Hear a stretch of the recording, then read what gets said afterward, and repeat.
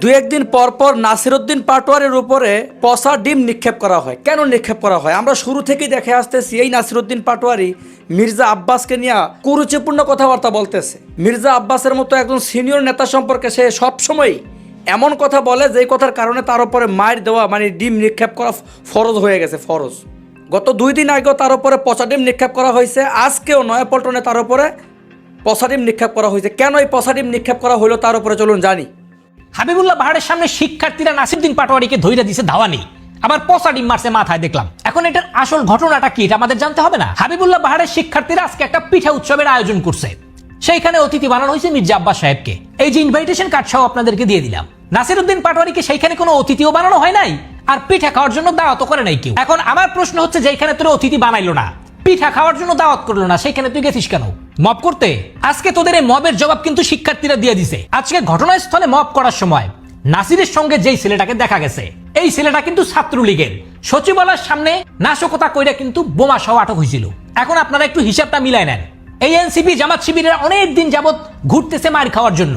মানুষ মায়ের থেকে বাঁচতে চায়, আর এই শালারা মায়ের খাইতে চায়। এখন অনেকের মনেই প্রশ্ন আসতে পারে যে ইচ্ছা করে কেউ মার খাইতে চায়। উত্তর হলো হ্যাঁ চায়, কারণ এই এনসিপির তো ভাই ন্যূনতম কোনো জনসমর্থন নাই। রাস্তাঘাটে যখন ভোট চাইতে যায় মানুষ তাদেরকে বৃদ্ধাঙ্গুল দেখায়। এখন জনসমর্থন তো পাইতে হবে, সেই ক্ষেত্রে আপনি যখন মায়ের খাবেন তখন মানুষ বলবে পোলাটা মায়ের খাইছে, একটু সিম্প্যাথি তৈরি হবে। 2026 সালে আইসা এই চিন্তা ভাবনা মাথায় নিয়ে এখন আপনারা রাজনীতি কইরা এমপি হইতে চান। 5 আগস্ট পরবর্তী সময় আপনারা একের পর এক মব সৃষ্টি করছেন বাংলাদেশে। এই মববাজির নেতৃত্ব কারা দেয় আসেন আপনাদেরকে একটা জ্বলন্ত প্রমাণ দেখাই।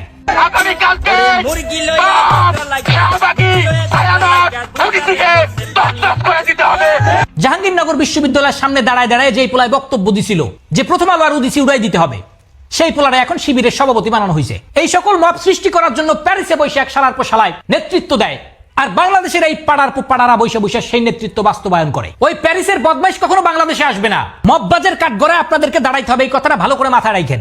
ভাই ওরে বের করে দেওয়ার কারণ হচ্ছে ওর নির্বাচন করতে পারে, এটা গণতান্ত্রিক অধিকার, কোনো সমস্যা নাই।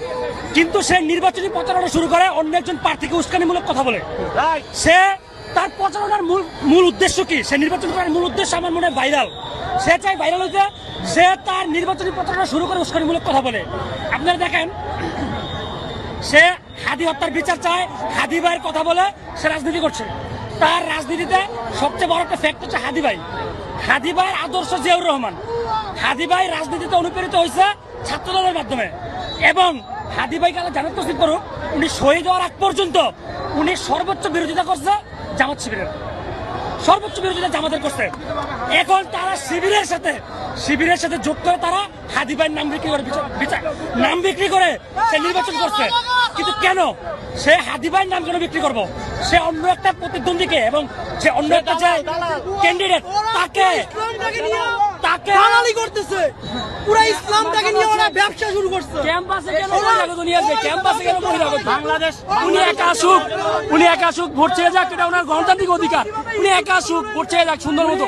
বহিরাগত নিয়ে কেন কেন্দ্র সৃষ্টি করবে? তিনি একা আসুক ভোট চাক, এটা মানুষ। উনি একা আসলে আপনারা কি সেফটি দিতেন? অবশ্যই আমরা দিতাম। আমরা ওনাকে যত দূর গণতান্ত্রিক রাষ্ট্রে যত দূর দরকার সব দিতাম প্রোটোকল ওনাকে। আমরা সাধারণ শিক্ষার সব ওনাকে দিতাম। উনি বহিরাগত নিয়ে আসে মব সৃষ্টি কেন করবে? ক্যাম্পাসের মধ্যে ক্যাম্পাসে মব সৃষ্টি করার মেন কারিগর হচ্ছে আজকের দিন আমাদের স্টেজ ভাইকে বলছে। উনি ক্যাম্পাস থেকে বেরোয়ার পর